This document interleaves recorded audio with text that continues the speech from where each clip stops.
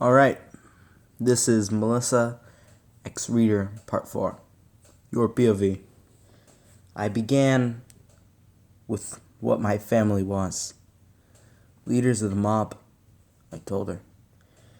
We mainly operated in human trafficking. Melissa's eyes grew wide in shock. Before she could say anything, I continued. As a child, I was taught their ways of life. How to kill with my bare hands. How to hide. How to shoot a gun.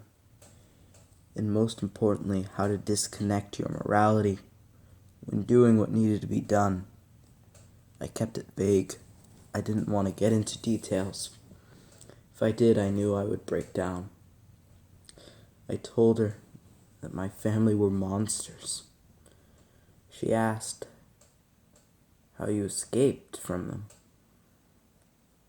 Told her that you never really did escape. No matter where you ran, they always followed you. They would never let you be free. They always wanted you to come back. You could never escape from them. They had too much power. They had too many eyes watching you. There was no way to be escape. Melissa's POV. You're shocked. You couldn't believe what Eli had just told you. Looking into Eli's eyes, you asked him, what made him stop? He stayed silent for a while. Then he began to cry. Your POV. You looked into Melissa's eyes and told her that you realized you had to stop. When you murdered a child over drug money. The tears, they began to get worse while you explained. You explained when someone would go late on their payment, you and your brother would go to their house and remind them that your family was not one to be trifled with. Usually, we'd break some stuff, or sometimes we'd give them a beating, but nothing more. We never killed anyone. This time, it was different. As usual, my older brother was with me, but when we entered the more of a shack than a house, we found that the lady didn't even have a bed. They only had a single pillow for their newborn and her toddler to share. She was already too broken to risk hurting. Seemed as if she was already at death's door. With no one to beat and nothing to break, my brother grabbed the infant and tossed it to me. Catching it, I looked at my brother questioningly. He told me, "Go on, snap its neck." I didn't move. I was shocked. How could he say that? We never killed. And a child? What was wrong with him? He then yelled at me to just do it. Startled, I don't know what came over me. I don't know what happened, but I did it. I snapped its neck.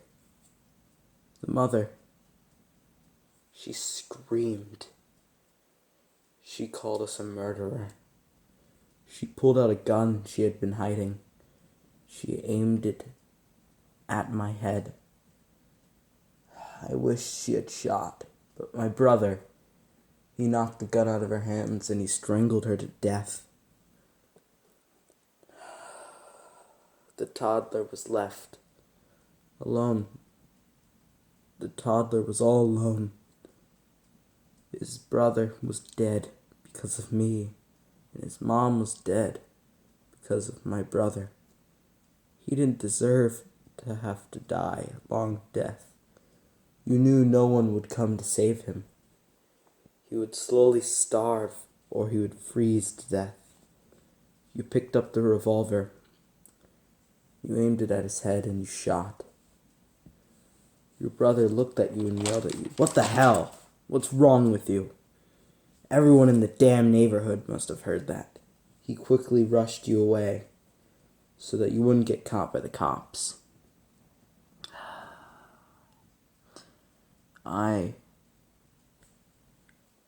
Melissa, I was responsible for 3 deaths, 2 children and a mother, for goddamn drug money. After that, I left that very night.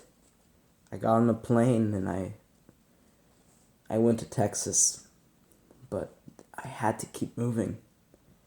I could never stay in one place. They always followed me. They had too many connections, Melissa. Melissa, they made me into a monster.